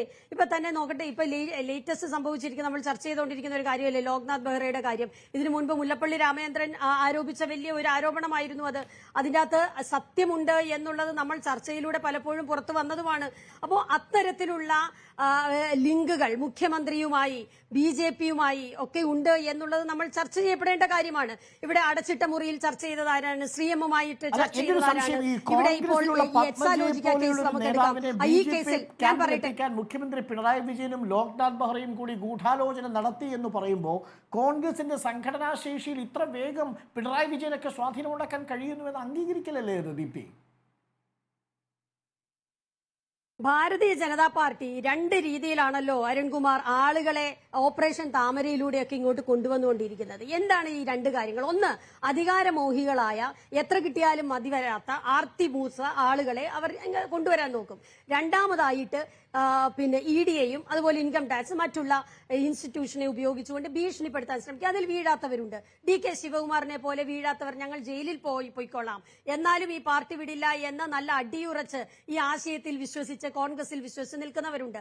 അവരും അത് ഈ പാർട്ടിയില്. അല്ലാതെ ഈ പത്മജ ഒരു ചർച്ചയാക്കാൻ എനിക്ക് ഉദ്ദേശമില്ല. വീണ്ടും ആ ചോദ്യത്തിലേക്ക് വരുന്നതുകൊണ്ട് മാത്രം ഞാൻ പറയുകയാണ്. അവരെ പോലെ സുഖലോലുപതയിൽ ജീവിക്കുന്ന രാഷ്ട്രീയ പാർട്ടിയിൽ പ്രവർത്തിക്കുന്ന ഒരു സാധാരണക്കാരന്റെ വിഷമം എന്താണെന്ന് മനസ്സിലാക്കാത്ത, ഈ പാർട്ടിക്ക് വേണ്ടി മുദ്രാവാക്യം വിളിക്കാത്ത, മുഖ്യമന്ത്രിയുടെ മകൾ എന്നുള്ള നിലയ്ക്ക് മാത്രം ഒരു പാർട്ടിയിലേക്ക് വരികയും അവിടെ നിന്ന് വേദികളിൽ മാത്രം പ്രത്യക്ഷപ്പെടുകയും ചെയ്യുന്ന ഒരു വ്യക്തിയെക്കുറിച്ച് എന്ത് പറയാനാ? അപ്പൊ അത്തരത്തിലുള്ള ആളുകൾക്ക് പല ഉദ്ദേശങ്ങളുണ്ടാവും. അവർക്ക് പല പ്രലോഭനങ്ങളും BJP കൊടുത്തിട്ടുണ്ടാവും, മറ്റു പലർക്കും കൊടുക്കുന്ന പോലെ. അത്തരത്തിൽ പ്രലോഭനങ്ങളിൽ വീഴുന്ന ആളുകൾ, ഇപ്പൊ ഞാൻ ചോദിച്ചോട്ടെ, CPM-ൽ അൽഫോൺസ് കണ്ണന്താനം മുതൽ ഇങ്ങോട്ട് ആലോചിച്ച് നോക്കൂ, എത്രയോ പേരാണ് CPM-ൽ നിന്ന് BJP-യിലേക്ക് പോയത്. ഒരു പക്ഷേ അംഗസംഖ്യ എടുത്തു നോക്കിക്കഴിഞ്ഞാൽ പൂർണ്ണമായും BJP-യിലേക്ക് പോയി. അല്ല, അതെ, MLA ആയിരുന്നല്ലോ അൽഫോൺസ് കണ്ണന്താനം. ഒരു സുപ്രഭാതത്തിൽ ഇവരുടെ സ്വന്തം ആൾ, ഏറ്റവും പ്രധാനപ്പെട്ട കണ്ണിലുണ്ണിയായ മനുഷ്യൻ, അദ്ദേഹം ഒരു സുപ്രഭാതത്തിൽ BJP-യിലേക്ക് പോവുകയാണ്. വിശ്വനാഥ മേനോൻ പോയില്ലേ? എത്രയോ പേർ ഈ രാജ്യത്ത്, എത്രയോ ആളുകൾ CPM-ന്റെ MLA മാർ. ഞാൻ ചോദിച്ചോട്ടെ, രാജസ്ഥാനിൽ, പഞ്ചാബിൽ പ്രധാനപ്പെട്ട പ്രതിപക്ഷ പാർട്ടിയായി പോലും CPM ഒരു കാലഘട്ടത്തിൽ വന്നതാണ്. അങ്ങനെ അതെ, ചർച്ച നടത്തിയിട്ടുണ്ട്. അപ്പൊ ഞാൻ പറയുന്നത്, പടവലങ്ങ പോലെ താഴോട്ട് വളർന്നു വരുന്ന CPM എന്ന രാഷ്ട്രീയ പ്രസ്ഥാനം, അതിന്റെ മുഖ്യമന്ത്രിയാണ് കോൺഗ്രസിനെ ഇപ്പോ കോൺഗ്രസ് ആണ് ഈ സഖ്യമുണ്ടാക്കുന്നത് എന്നൊക്കെ അരുൺകുമാർ ഒക്കെ പറയുന്നത്. കോൺഗ്രസ് ആണ് സഖ്യമുണ്ടാക്കുന്നതെന്ന് പറയുന്നത് ഇത് ആര് വിശ്വസിക്കാനാണ്? കേരളത്തിൽ തന്നെ എത്രയോ ആളുകൾ CPM-ലേക്ക് പോയിരിക്കുന്നു. നമുക്ക് അവരുടെ എണ്ണം വേണമെങ്കിൽ എടുത്തു പറയാവുന്നതേ ഉള്ളൂ. അപ്പൊ ഞാൻ പറയുന്നത്, CPM-ന്റെ എല്ലാ സംസ്ഥാനങ്ങളിലുമുള്ള CPM-ലേക്ക് വന്നിട്ടുണ്ട്. അപ്പോൾ CPM-ലേക്ക് BJP പ്രവർത്തകർ, ഇപ്പൊ കേളു അടക്കമുള്ള ആളുകൾ വന്നിട്ടുണ്ട്. അപ്പോൾ CPM-ലേക്ക് ഒരു BJP പ്രവർത്തകൻ വരുന്നത് പോലെയാണോ ഒരു കോൺഗ്രസ് പ്രവർത്തകൻ, അല്ലെങ്കിൽ ഒരു കോൺഗ്രസ് മുഖ്യമന്ത്രിയുടെ മകൾ, കോൺഗ്രസ് മുഖ്യമന്ത്രിയുടെ മകൻ, ഒപ്പം കോൺഗ്രസിന്റെ സ്ഥാനാർത്ഥികൾ ഒക്കെ BJP-യിലേക്ക് പോകുന്നത്? അങ്ങനെ സമീകരണം സാധ്യമാണോ? അരുൺകുമാർ ഒന്ന് ആലോചിച്ച് നോക്കിയാൽ, ഇത് ആരാണ്? രണ്ടുപേരുടെ കാര്യമല്ലേ നിങ്ങൾ പറയുന്നത്? ഒന്ന് അനിൽ ആന്റണിയുടെ കാര്യം, ഒന്ന് പത്മജ. ഈ രണ്ടും ഒരു ജനിസിൽപ്പെട്ട ആളുകളാ.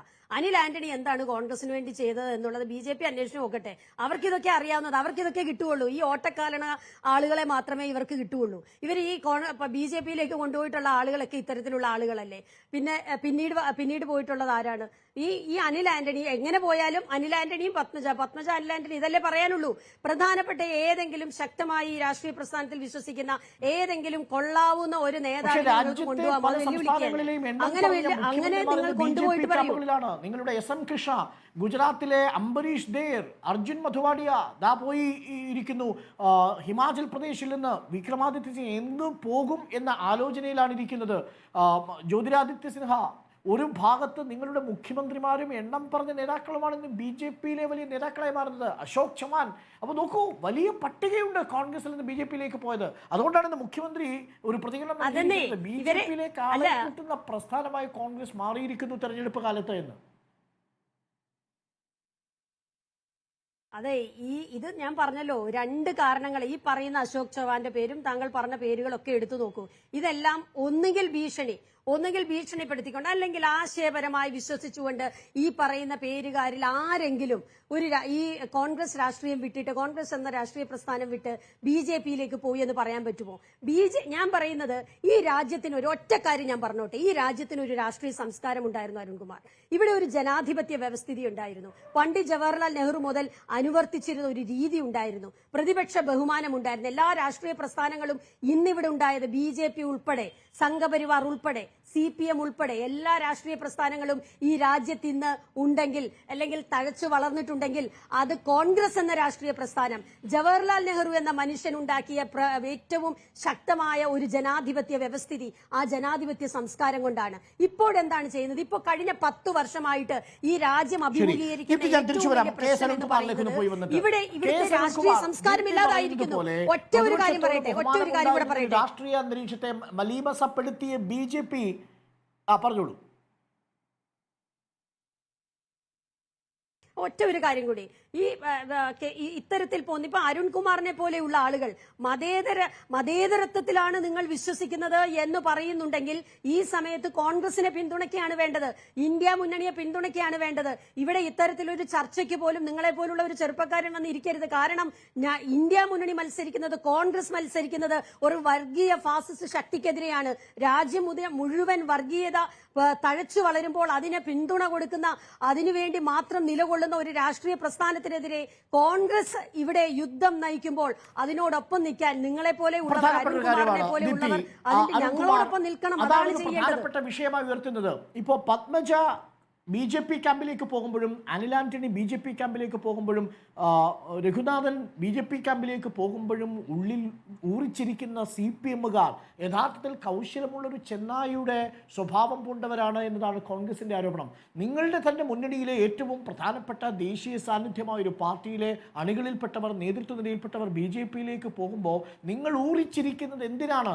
നിങ്ങൾ ഒരുമിച്ച് ഫാസിസ്റ്റ് പ്രസ്ഥാനത്തെ എതിർക്കാൻ കേരളത്തിന്റെ അതിർത്തി കടന്നാൽ ഒരുമിച്ച് നിൽക്കുന്ന മനുഷ്യരാണ്. അങ്ങനെയുള്ള നിങ്ങൾ എന്തുകൊണ്ടാണ് ഈ ആരോപണം ഉന്നയിക്കുന്നത് എന്നതാണ് ദീപ്തി ചോദിക്കുന്ന ഒരു പ്രധാനപ്പെട്ട ചോദ്യം.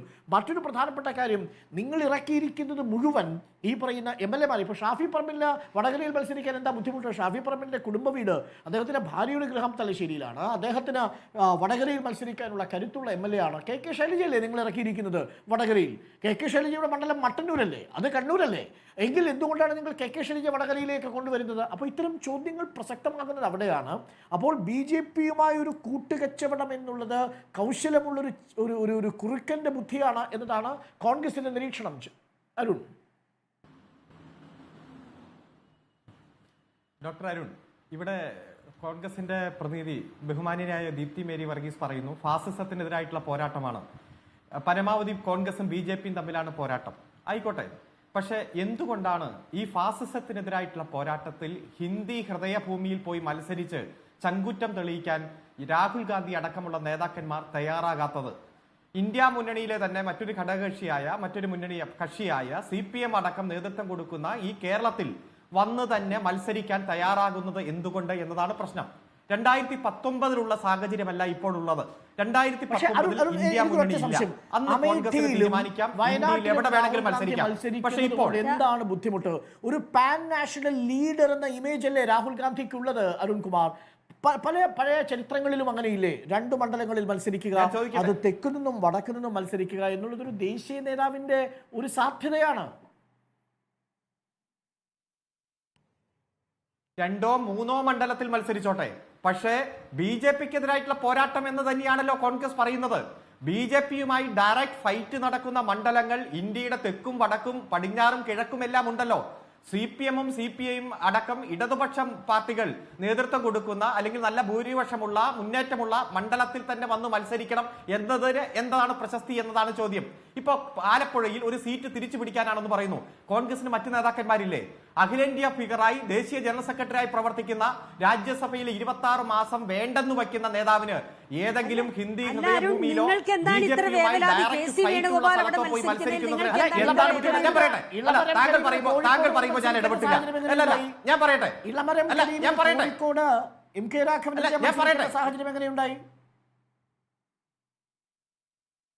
താങ്കളുടെ ഭയത്തെ ഞാൻ ചോദിക്കുന്ന ചോദ്യം വളരെ കൃത്യമാണ്. ഫാസിസത്തിനെതിരായിട്ടുള്ള പോരാട്ടം അത് എന്തുകൊണ്ട് ഈ കേരളത്തിൽ വരുമ്പോ അത് രാഹുൽ ഗാന്ധി ആയാലും KC വേണുഗോപാലും മാറ്റിവെക്കുന്നു എന്നതാണ് ഏറ്റവും വലിയ പ്രശ്നം. MP-മാർ മത്സരിക്കാറുണ്ട്, അല്ലെങ്കിൽ MLA-മാർ മത്സരിക്കാറുണ്ട്, മന്ത്രിമാർ മത്സരിക്കാറുണ്ട്, മുൻ MP-മാർ മത്സരിക്കാറുണ്ട്. അത്തരത്തിൽ സ്ഥാനാർത്ഥി പട്ടികയിൽ ഒരു തരത്തിലുള്ള ആക്ഷേപവും ഞങ്ങൾ പറഞ്ഞില്ല. 26 മാസം ജനങ്ങളോടുള്ള അവഹേളനമല്ലേ, ജനാധിപത്യ പ്രക്രിയയോടുള്ള അവഹേളനമല്ലേ? എത്രയോ ഉയർന്നു വരുന്നു. 26 മാസം ഉണ്ടായിട്ട് ഉത്തർപ്രദേശിലോ രാജസ്ഥാനിലോ നിന്ന് മത്സരിച്ച് വിജയിക്കാൻ കഴിയുന്ന ത്രാണിയുള്ളൊരു പാർട്ടിയായി മാറട്ടെ. ആ ഘട്ടത്തിൽ ആലോചിക്കാം. അത് തകർന്നു പോയതുകൊണ്ടാണല്ലോ BJP-യുടെ വരവുണ്ടായത്. അപ്പോൾ ഏറ്റവും വലിയ ഒറ്റക്കക്ഷിയെ മാറണമെങ്കിൽ സ്വാധീനമുള്ള പ്രദേശങ്ങളിൽ നിന്ന് പരമാവധി സീറ്റുകൾ സമാഹരിക്കണമെന്നതൊരു പ്രായോഗിക രാഷ്ട്രീയ തന്ത്രമാണ്. ആ പ്രായോഗിക രാഷ്ട്രീയ തന്ത്രത്തെ നമ്മൾ എത്ര കാലം ഇങ്ങനെ പുച്ഛിച്ചിരിക്കും? താങ്കൾ പറഞ്ഞല്ലോ രാജ്യസഭ MP-യുടെ കാര്യം. കോഴിക്കോട് മത്സരിക്കാൻ വരുന്ന ഇളമരങ്കരയും രാജ്യസഭ MP അല്ലേ സർ? അല്ല, അദ്ദേഹത്തിന്റെ 2 മാസം കഴിയുമ്പോൾ അതിന്റെ കാലാവധി തീരും. 26 മാസം എന്ന് പറഞ്ഞാൽ ഒരു രാജ്യസഭാ അംഗത്തിന്റെ കാലാവധിയുടെ പകുതിയോളമാണ്. ആ പകുതിയോളമായതും 1-2 മാസം കഴിയുമ്പോൾ കാലാവധി തീരും. ഒരേപോലെ നമുക്ക് കാണാൻ കഴിയുമോ? ഡോക്ടർ അരുൺ ഒരു കാര്യം മനസ്സിലാക്കേണ്ടത്, കോൺഗ്രസിൽ നിന്ന് ഓരോരുത്തർ പോകുമ്പോൾ പൊട്ടിച്ചിരിക്കുന്ന ഊറിച്ചിരിക്കുന്ന പാർട്ടിയല്ല CPM.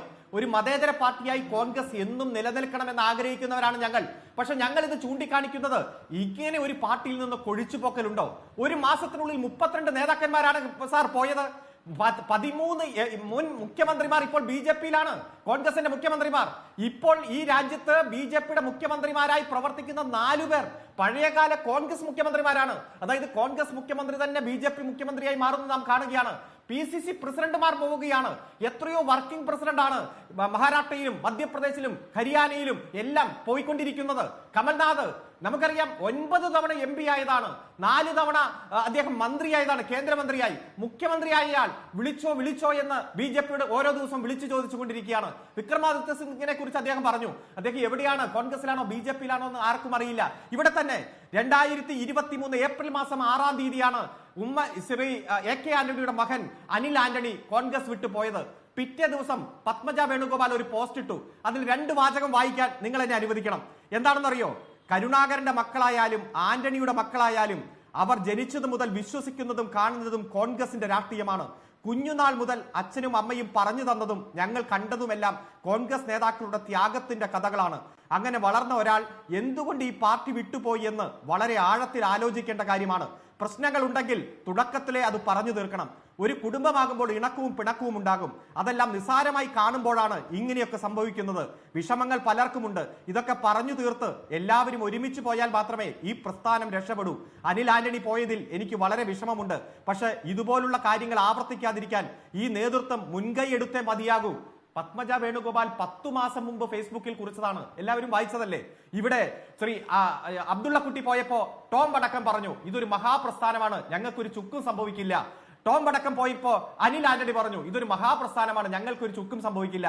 അതുപോലെ തന്നെ അനിൽ ആന്റണി പോയപ്പോ പത്മജയും അത് പറഞ്ഞു ഇതൊരു മഹാപ്രസ്ഥാനമാണ്. ഇപ്പൊ അതെ പത്മജ പോയപ്പോ K മുരളീധരൻ പറഞ്ഞു മഹാപ്രസ്ഥാനമാണ്, ഒന്നും സംഭവിക്കില്ല. ഇങ്ങനെ ഓരോരുത്തർ പോയിക്കൊണ്ടിരിക്കുകയാണ്. നേതാക്കളുമായി കൂടിക്കാഴ്ച നടത്തിയെന്ന് പറയുമ്പോൾ ഞങ്ങളുടെ പഴയ നേതാവായിരുന്നു, പോയാൽ ഒരു ചുക്കും സംഭവിക്കില്ല എന്നാണ് പറയുന്നത്. ഇതേ കാര്യമാണ് പശ്ചിമ ബംഗാളിൽ പലതവണ നമ്മൾ പറഞ്ഞുകൊണ്ടിരുന്നത്. 1-2 MLA പോയാൽ ഒരു ചുക്കും സംഭവിക്കില്ല.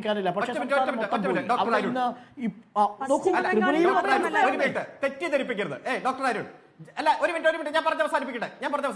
ജനങ്ങളെ, പ്രേക്ഷകരെ തെറ്റിദ്ധരിപ്പിക്കരുത്. ഡോക്ടർ രാജേന്ദ്രൻ 2021 നിയമസഭാ തെരഞ്ഞെടുപ്പിൽ അവിടെ ദേവികുളത്തുനിന്ന് മത്സരിച്ച രാജയ്ക്കെതിരെ പ്രവർത്തിച്ചതിന് പാർട്ടി അന്വേഷണ കമ്മീഷൻ വെച്ച് അദ്ദേഹത്തെ പുറത്താക്കിയതാണ് മിസ്റ്റർ. പുറത്താക്കി 2 കൊല്ലം കഴിഞ്ഞപ്പോൾ അദ്ദേഹം മറ്റ് ചർച്ച നടത്തിയോ ഇല്ലയോ എന്ന് നമുക്കറിയില്ല. അത്തരത്തിലുള്ള ആളുകളും ഈ കേരളത്തിൽ 4 മുഖ്യമന്ത്രിമാരെ കോൺഗ്രസിന് ഉണ്ടായുള്ളൂ. R ശങ്കർ, അദ്ദേഹത്തിന്റെ മകൻ മോഹൻ ശങ്കർ BJP-യിലാണ്. AK ആന്റണി, അദ്ദേഹത്തിന്റെ മകൻ അനിൽ ആന്റണി BJP-യിലാണ്. K കരുണാകരൻ, അദ്ദേഹത്തിന്റെ മകൾ പത്മജ വേണുഗോപാൽ BJP-യിലാണ്. ഇനി പോകാൻ ഒരു മുഖ്യമന്ത്രിയുടെ മകനേ ഉള്ളൂ. ചർച്ച ആരംഭിച്ചോ എന്ന് എനിക്കറിയില്ല. 4 മുഖ്യമന്ത്രിമാരിൽ 3 മുഖ്യമന്ത്രിയുടെ മക്കളും പോകുമ്പോ ശ്രീ കുഞ്ഞാലിക്കുട്ടി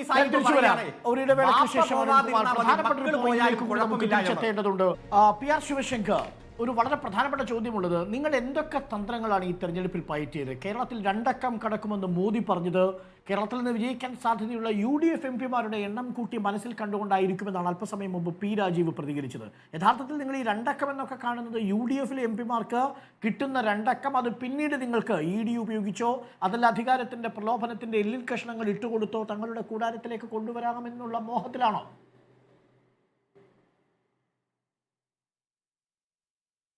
എനിക്ക് 2 അക്കത്തിന്റെ കഥ ഞാൻ അരുണിനോട് അത് പറയാട്ടോ. എനിക്ക് അതിനു മുമ്പ് വീണ്ടും കുറെ കോൺഗ്രസ്സുകാർ BJP-യിലേക്ക് വരുന്ന തോന്നണം. ഈ ചർച്ച കഴിയുമ്പോഴത്തേക്കും ദീപ്തി മേരി വർഗീസ് എന്റെ ഫോൺ നമ്പർ അരുണിനോട് ചോദിക്കാൻ സാധ്യതയുണ്ട്. കാരണം ദീപ്തി പറഞ്ഞനുസരിച്ച് പത്മജ പോസ്റ്റർ ഒട്ടിച്ചിട്ടില്ല, മുദ്രാവാക്യം വിളിച്ചിട്ടില്ല. സത്യത്തില് ദീപ്തിക്ക് നല്ല ദേഷ്യം ഉണ്ടാവണം. അത് രാഹുൽ ഗാന്ധിയോടും പ്രിയങ്ക ഗാന്ധിയോടും സോണിയാഗാന്ധിയോടൊക്കെ. കാരണം അവരൊക്കെ പോസ്റ്റർ ഒട്ടിച്ചും അതുപോലെ തന്നെ മുദ്രാവാക്യം വിളിച്ചും കഷ്ടപ്പെട്ടുമൊക്കെയാണല്ലോ അധികാരത്തിൽ വന്നത്. എനിക്ക് തോന്നുന്നത് ഒരു ഒളിയമ്പാണോ ദീപ്തിയുടെ എനിക്ക് സംശയമുണ്ട്. പാർട്ടിയിൽ വലിയ കലാപം ഉണ്ടാകും. അത് കാരണം നമ്പർ ചോദിക്കുകയാണെങ്കിൽ ആരും ഒന്ന് കൊടുത്തേക്കണേ. ഞങ്ങൾ ഏതായാലും സ്വീകരിക്കും. MP-മാരെ MLA മാത്രമല്ല ദീപ്തി മേരി പറയും നല്ല ലീഡറാണ്, ഞങ്ങൾക്ക് തീർച്ചയായിട്ടും ആഗ്രഹമുണ്ട് അവരൊക്കെ ഞങ്ങളുടെ കൂടെ വരണമെന്ന്.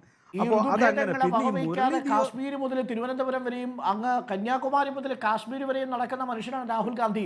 പോസ്റ്റ് ഒട്ടിക്കാനല്ല, ഈ ഇന്ത്യ രാജ്യത്തെ ഹൃദയത്തിൽ ഒപ്പുചേർത്ത് നടക്കുന്ന മനുഷ്യനാണ്. അങ്ങനെ വില കുറച്ച് അധിക്ഷേപിക്കണ്ട PR ശിവശങ്കർ.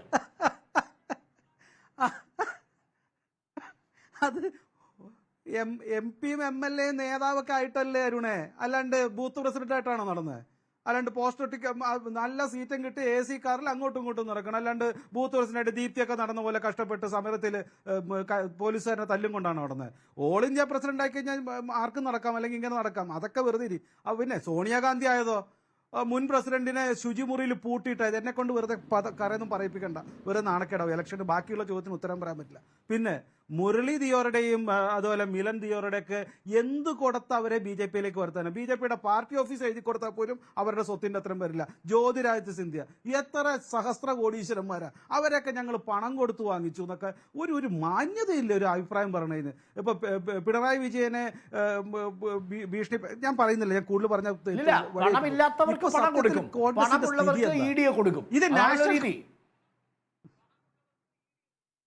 അതെ ഇവരെന്താ കൊടുത്തത്? ഇവർക്കെതിരെ എന്താ കേസ്? ജ്യോതിരാദിത്യ സിന്ധ്യക്കെതിരെ എന്ത് കേസുള്ളത്? ഇവരുടെ രാഹുൽ ഗാന്ധിയുടെ കിച്ചൺ ക്യാബിനറ്റും രാഹുൽ ഗാന്ധിയുടെ കോർ ടീമൊക്കെ ആയിരുന്നില്ലേ? ഇവരൊക്കെ ഒരൊറ്റ എണ്ണം ഉണ്ടോ കൂടെ? രാഹുൽ ഗാന്ധിയുടെ കൂടെ നിന്നിരുന്ന ആരാ ഇപ്പൊ കൂടെ ഉള്ളത്? ഏറ്റവും നല്ല സച്ചിൻ ഒഴിച്ചിട്ട് പൈലറ്റ് ഒഴിച്ചിട്ട് ഒരൊറ്റ ആളുണ്ടോ കൂടെ? സകലവരും പോയില്ലേ? സ്വഭാവം അടുപ്പിക്കാൻ കൊള്ളില്ല എന്ന് മനസ്സിലായി. കൂടെയുള്ള സകലരും BJP-യിലേക്ക് വന്നില്ലേ? ഞാനൊന്നും പറയുന്നില്ല. ഇപ്പൊ ഇന്ത്യൻ നാഷണൽ കോൺഗ്രസ് എന്നൊക്കെ പറഞ്ഞിട്ട് ഇതിന് പേര് മാറ്റണം. കേരള നാഷണൽ കോൺഗ്രസ് അങ്ങനെ നോക്കണം.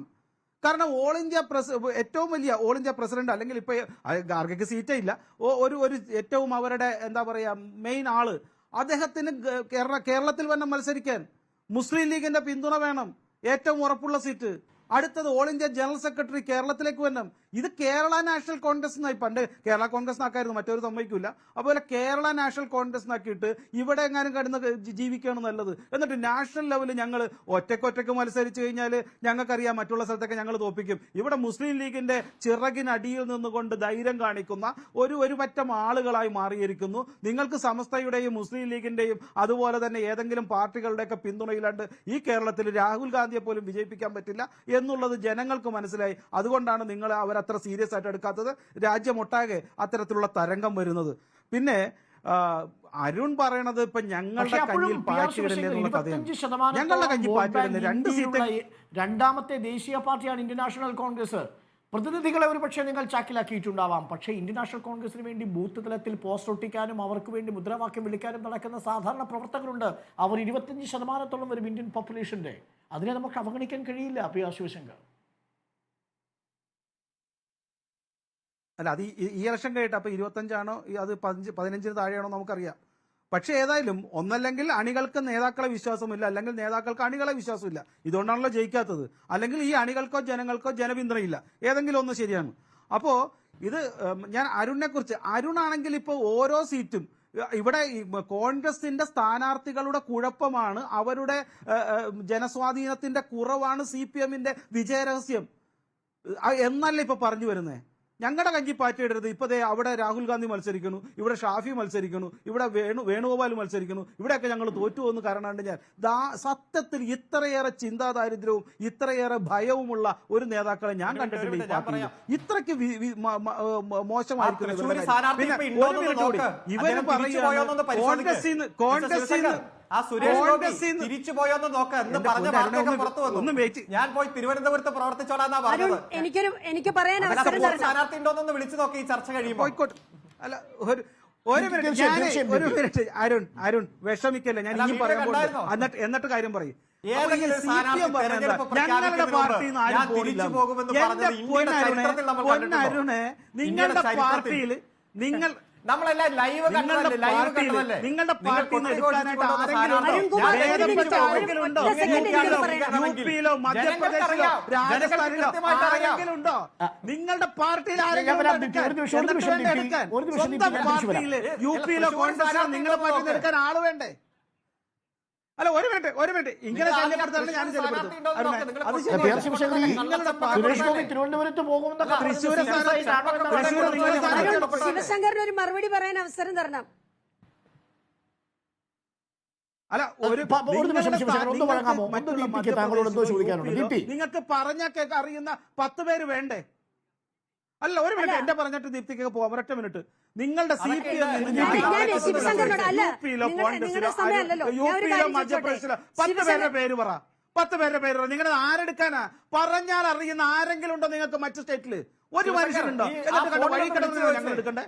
യുപിയിലും അതുപോലെ തന്നെ ഞങ്ങൾക്ക് ശക്തിയുള്ള ഗുജറാത്തിലും അതുപോലെ തന്നെ കർണാടകയിലും അതുപോലെ തന്നെ മധ്യപ്രദേശിലും യുപിയിലും ഒരു മനുഷ്യരില്ല. എന്നിട്ട് നിങ്ങളുടെ പാർട്ടി ഉള്ള സ്ഥലത്ത് ത്രിപുരയിലും ബംഗാളിലും ഞങ്ങൾ ധാരാളം പേരെടുത്തിട്ടുണ്ട്. സ്വന്തം MLA നേരിട്ട് വന്ന് ഈ വക കണക്കുകൾ കേരളത്തിലെ ആൾക്കാരെ പറ്റിക്കണ്ട. നിങ്ങളുടെ കയ്യിലാളില്ല. പണാധിപത്യത്തിന് കീഴടക്കി ദീപ്തിക്ക് താങ്കളുടെ എന്തോ വളരെ പ്രധാനപ്പെട്ട കാര്യം ചോദിക്കാനുണ്ട്.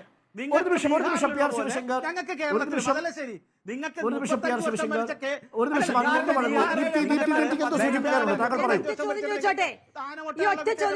ആനവട്ടല്ലേ കിട്ടിയേക്കണ അവിടെ? എന്തിനാണ് ശിവശങ്കറിനോട് ഒരു ചോദ്യം ചോദിച്ചോട്ടെ? ഈ രാജീവ് ചന്ദ്രശേഖർ എന്തിനാണ് തിരുവനന്തപുരത്ത് വന്ന് മത്സരിക്കുന്നത്? നിങ്ങൾ ഈ പറയുന്ന ആളുകളെ മുഴുവൻ ഈ തപ്പി നടക്കുന്നത്, കേരളം മുഴുവൻ തപ്പി നടക്കുന്ന അരുൺകുമാർ മനസ്സിലാക്കേണ്ട ഒരു കാര്യമാണ്. എന്തിനാണ് BJPയുടെ കേരളത്തിലെ അവസ്ഥ എന്താണ്? ഇവിടെ നേതൃത്വമില്ല. ഇവിടെ കെ സുരേന്ദ്രൻ ഉൾപ്പെടെയുള്ള ഈ ശിവശങ്കരൻ ഉൾപ്പെടെയുള്ള ആളുകൾക്ക് കേരളത്തിൽ നടക്കുന്ന കാര്യങ്ങൾ അറിയില്ല. ഇവരുടെ കേന്ദ്ര നേതാക്കളാണ് കാര്യങ്ങൾ തീരുമാനിക്കുന്നത്. ഇവിടുത്തെ നേതൃത്വം എന്ന് പറയുന്നത് വട്ടപൂജ്യമാണ്. ഇവിടെ BJPക്ക് നിലം തൊടാൻ കഴിയില്ല. ഇവിടെ അസംബ്ലിയിലോ പാർലമെന്റിലോ ഇവർക്ക് ജയിക്കാൻ കഴിയില്ല. അതുകൊണ്ട് മറ്റു പാർട്ടികളിൽ നിന്ന് ആളെ തപ്പി നടക്കുക. കിട്ടുന്നതാണെങ്കിൽ എല്ലാ ഓട്ടക്കാലണകളാണ്. കൊള്ളാവുന്ന ഒരെണ്ണത്തിന് കിട്ടുന്നില്ല. BJPയെ സംബന്ധിച്ച് കേരളത്തിൽ അവർക്ക് സംഘടനാശേഷിയില്ല, നല്ല നേതാക്കന്മാരില്ല. ബ്രേക്കിംഗ് വാർത്ത കൊണ്ട് ഞാൻ അറിയിക്കട്ടെ. PR ശിവശങ്കർ, ഒരു നിമിഷം വഴങ്ങൂ. ഒരു നിമിഷം PR ശിവശങ്കർ, ഒരു നിമിഷം അരുൺകുമാർ. ചീഫ് ഇലക്ഷൻ കമ്മീഷനിൽ നിന്ന് അടുത്ത അംഗവും രാജിവെച്ചിരിക്കുന്നു. ഇലക്ഷൻ കമ്മീഷനിൽ നിന്ന് ലോക്സഭാ തെരഞ്ഞെടുപ്പ് അടുത്തിരിക്കെ അരുൺ ഗോയലാണ് ഇപ്പോൾ രാജിവെച്ചിരിക്കുന്നത്. ഇനി ഇലക്ഷൻ കമ്മീഷനിൽ അവശേഷിക്കുന്നത് ഒരേ ഒരാൾ മാത്രമാണ്. Chief election commissioner Rajeev Kumar മാത്രമാണ്. ഇതിനകം തന്നെ ഒരു സീറ്റ് അവിടെ ഒഴിവുണ്ട്. PR ശിവശങ്കർ, ഈ അരുൺ ഗോയലൊക്കെ ഇലക്ഷൻ കമ്മീഷനിൽ നിന്ന് അംഗത്വം രാജിവെച്ചിനി എങ്ങോട്ടാണ് പോകുന്നതെന്നൊരു ചോദ്യമാണ് ആളുകളുടെ മനസ്സിലുണ്ടാവുക. നിങ്ങൾ ഇലക്ഷൻ കമ്മീഷണറെയും തെരഞ്ഞെടുപ്പിൽ സ്ഥാനാർത്ഥിയാക്കാൻ തീരുമാനിച്ചിട്ടുണ്ടോ? കൽക്കത്തയിലെ ജഡ്ജി രാജിവെച്ച സ്ഥാനാർത്ഥിയാകും. എനിക്കറിയില്ല അവരുടെ രാഷ്ട്രീയ ബന്ധമാണെന്ന് എനിക്കറിയില്ല. അത്തരത്തിലുള്ള ആളുകളെ ആക്കിക്കഴിഞ്ഞാൽ കഴിവുള്ളവർ വരട്ടെ. അത് ഇലക്ഷൻ കമ്മീഷണറോ ജഡ്ജിയോ അരുണും വരും. ഒരു സംശയവുമില്ല. നല്ല ആൾക്കാർ വരട്ടെ. അപ്പൊ നാളെ ഒരാൾക്ക് രാഷ്ട്രീയമായി ശരിയെന്ന് തോന്നിയാൽ കൽക്കത്ത ഹൈക്കോടതിയിലെ ജഡ്ജി രാഹുൽ ഗാന്ധി എല്ലാം സന്തോഷമാണ് ചോദിച്ചത്. ഇവിടുത്തെ ഒരു കാര്യം പക്ഷേ PR ശിവശങ്കർ, ദീപ്തി ചോദിച്ച ഒരു വളരെ പ്രധാനപ്പെട്ട കാര്യമുണ്ട്. നിങ്ങൾ PR ശിവശങ്കരോ കെ സുരേന്ദ്രനോ MP രമേശോ കേരളത്തിലെ സംസ്ഥാന നേതൃത്വം അറിയാതെയാണ് പത്മജിയുമായി ബന്ധപ്പെട്ട ചർച്ചകൾ ദേശീയ നേതൃത്വം നടത്തുന്നത്. ഒരു അരവിന്ദ് മേനോനാണ് ഇതിന് പിന്നിൽ ചരട് വലിച്ചിരിക്കുന്നത് എന്നാണ് ഞാൻ മനസ്സിലാക്കുന്നത്. കേരളത്തിലെ BJP സംസ്ഥാന നേതൃത്വത്തിന് ഒരു വിലയും ദേശീയ നേതൃത്വം കൽപ്പിക്കുന്നില്ല. പത്മജിയെ കൊണ്ടുപോകാനും കേരളത്തിലുള്ള ഒരാളെയും വിശ്വാസമില്ല. PR ശിവശങ്കർ, അങ്ങ് അരവിന്ദ് മേനോൻ വരേണ്ടി വന്നു. അല്ല, അപ്പൊ അരവിന്ദ് മേനെങ്കിൽ അങ്ങനെ അംഗീകരിക്കുന്നുണ്ടല്ലോ, സന്തോഷം. ഞങ്ങൾക്ക് അവിടെയും മലയാളികൾ ഉണ്ടെന്നേ, അവർ അംഗീകരിച്ചോളൂ. ഞങ്ങൾക്കൊരു പ്രശ്നമില്ല. പിന്നെ നിങ്ങൾക്ക് എന്താ പ്രശ്നം? അരവിന്ദ് മേനോനെങ്കിൽ അരവിന്ദ് മേനോൻ, ബെഹ്റെങ്കിൽ പറഞ്ഞു. BJPയിലേക്ക് വന്നല്ലോ. ഞാൻ മാത്രമേ നടത്താവൂ, എന്നിലൂടെ ചർച്ചയിൽ നിൽക്കുന്നുണ്ട്. ഞാൻ വരാം ദീപ്തി. അരുൺകുമാറിലേക്ക് ഒരു അവസരം കൂടി. അരുൺ, നേരത്തെ PR ശിവശങ്കർ പറഞ്ഞത് വടകരയിലും തൃശ്ശൂരിലും പരാജയ ഭീതി മണത്തിട്ടാണ് CPM ഈ ആരോപണത്തിന് ഇറങ്ങിയിരിക്കുന്നത് എന്നാണ്. അതിനുള്ള വളരെ പെട്ടെന്നുള്ള മറുപടി. അല്ല, ഒരിക്കലുമല്ല. 20 ലോകസഭാ നിയോജക മണ്ഡലത്തിലും ഏറ്റവും ആദ്യം സ്ഥാനാർത്ഥിയെ പ്രഖ്യാപിച്ച് ചിട്ടയായിട്ടുള്ള തെരഞ്ഞെടുപ്പ് പ്രവർത്തനവുമായി LDF മുന്നോട്ട് പോവുകയാണ്. ഇപ്പൊ ഡോക്ടർ അരുൺകുമാർ എല്ലാ മണ്ഡലങ്ങളിലും നിങ്ങളുടെ ചാനലിന്റെ പരിപാടിയുമായി പങ്കെടുത്തതാണ്. പൊതുവെയുള്ള ആവേശവും LDF ഉയർത്തിപ്പിടിക്കുന്ന രാഷ്ട്രീയത്തിന്റെ പ്രാധാന്യവും മികച്ച സ്ഥാനാർത്ഥികളെയും അണിനിരത്തി ഇന്ത്യൻ പാർലമെന്റിൽ ഇടതുപക്ഷത്തിന്റെ ശക്തി വർദ്ധിപ്പിക്കാൻ വേണ്ടിയിട്ടുള്ള ഏറ്റവും ക്രിയാത്മകമായിട്ടുള്ള ഇടപെടൽ നടത്തി ഞങ്ങൾ മുന്നോട്ട് പോവുകയാണ്. BJPക്ക് ഒന്നും സൃഷ്ടിക്കാൻ കഴിയില്ല. കാരണം തിരുവനന്തപുരത്തെ സ്ഥാനാർത്ഥിയെ അവിടുത്തെ ആരും സ്വീകരിച്ചിട്ടില്ല. തൃശ്ശൂർത്തെ സ്ഥാനാർത്ഥി ഇന്ന് തിരിച്ചു പോയിട്ടുണ്ടെന്നാണ് മനസ്സിലാക്കുന്നത്. കോൺഗ്രസിനെ സംബന്ധിച്ചിടത്തോളം അവർ കലാപകലുഷിതമായ അന്തരീക്ഷത്തിലൂടെ കടന്നുപോയിക്കൊണ്ടിരിക്കുന്നു. ഇവിടെ അടുത്ത കാലത്ത് ഉയർന്നു വന്ന രാഷ്ട്രീയ വിഷയങ്ങളിലെല്ലാം കോൺഗ്രസ് തെറ്റായിട്ടുള്ള നിലപാടാണ് സ്വീകരിച്ചത്. അതുകൊണ്ട് നിങ്ങൾ വ്യാകുലപ്പെടേണ്ട. കേരളത്തിന് പുറത്ത് അരുൺകുമാറിന്റെ ഞങ്ങളോടൊപ്പം ഭൂരിപക്ഷം, ചരിത്രത്തിലെ ഭൂരിപക്ഷം ഇടതുപക്ഷം നേടും. യാതൊരു മടിയില്ല. അതുകൊണ്ട് BJP നുണപ്രചരണമായി പോയിക്കോട്ടെ, BJP ആക്ഷേപങ്ങളുമായി പോയിക്കോട്ടെ, പണച്ചാക്കുകളായി പോയിക്കോട്ടെ, ഇലക്ഷൻ കമ്മീഷന്റെ വിലക്കെടുത്തോട്ടെ, അതുപോലെ ജഡ്ജിമാരെ വിലക്കെടുത്തോട്ടെ, എന്ത് വന്നാലും ഒരു നിമിഷം അരുൺ, ഇന്നിപ്പോ സംസ്ഥാന മുഖ്യമന്ത്രി പറഞ്ഞൊരു പ്രധാനപ്പെട്ട വിമർശനം 2019 തെരഞ്ഞെടുപ്പ് മത്സരിക്കുമ്പോൾ രാഹുൽ ഗാന്ധി പ്രധാനമന്ത്രിയാകുമെന്ന മിഥ്യാധാരണയിൽ ശുദ്ധ മലയാളികൾ വോട്ട് കൊടുത്തു എന്നാണ്. ദീപ്തി നമുക്കത് മറ്റൊരു വിഷയത്തിൽ ചർച്ച ചെയ്യാം. പക്ഷേ ഇന്നിപ്പോൾ മുഖ്യമന്ത്രി പറഞ്ഞത് ഈ 2019 മോഹവലയത്തിൽ പെട്ടുപോയ ശുദ്ധ മലയാളികൾ രാഹുൽ ഗാന്ധി പ്രധാനമന്ത്രിയാകുമെന്ന് തെറ്റിദ്ധരിച്ച് വോട്ട് ചെയ്തതാണ്. അങ്ങനൊരു സ്ഥിതിവിശേഷം ഇല്ലെങ്കിൽ ഒരു തരംഗം 2024 ഉണ്ടോ? അങ്ങനെ തരംഗം നിങ്ങൾ കാണുന്നുണ്ടോ എപ്പോഴെങ്കിലും?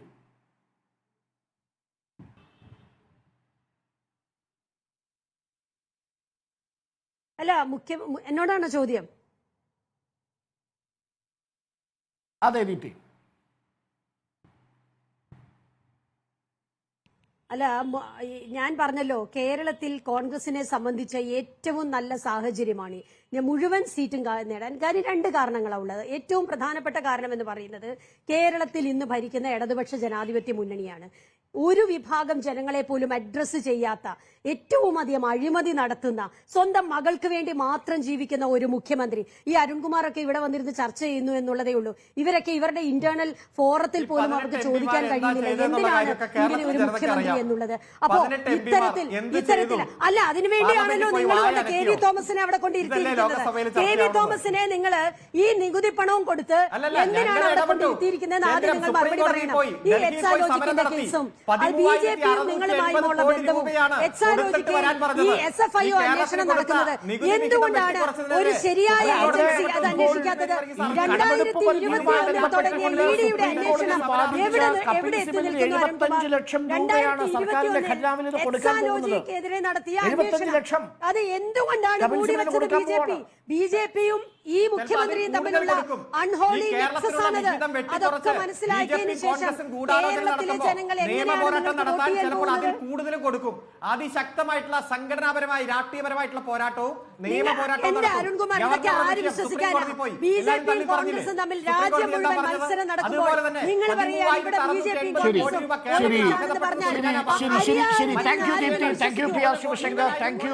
അഡ്വക്കേറ്റ് KS അരുൺകുമാർ ചർച്ചയിൽ ചേർന്നതിന്. തെരഞ്ഞെടുപ്പ് അന്തരീക്ഷം ചൂടുപിടിക്കുകയാണ്. ആരുടെ ഗ്യാരണ്ടി എന്നാണ് നമ്മൾ പരിശോധിച്ചത്. പുതിയ വിഷയങ്ങൾ തിരഞ്ഞെടുപ്പിൽ ചർച്ചയായിത്തീരുന്നു. തൃശ്ശൂരിൽ KM മുരളീധരൻ വരുന്നതും വടകരയിൽ ഷാഫി പറമ്പിൽ മത്സരിക്കാൻ ഇറങ്ങുന്നതും ആലപ്പുഴയിൽ KC വേണുഗോപാൽ വരുന്നതും ഒരു വോട്ട് കച്ചവടത്തിന്റെ ഭാഗമാണ് എന്ന തരത്തിലുള്ള പ്രചരണമാണ് ഇപ്പോൾ CPM ക്യാമ്പിൽ നിന്ന് വരുന്നത്. മറുഭാഗത്ത് പരാജയം മണത്ത CPM അത്തരത്തിലുള്ള അപവാദ പ്രചരണം നടത്തുന്നു എന്നതാണ് UDFിന്റെയും പ്രധാനപ്പെട്ട ആരോപണം. അങ്ങനെ ചർച്ച കൊഴുക്കുകയാണ്. തെരഞ്ഞെടുപ്പ് അന്തരീക്ഷം ചൂടുപിടിക്കുകയാണ്. ഈ ചർച്ച ഇന്നിവിടെ അവസാനിക്കുന്നു. എല്ലാ പ്രേക്ഷകർക്കും ഗുഡ് നൈറ്റ്.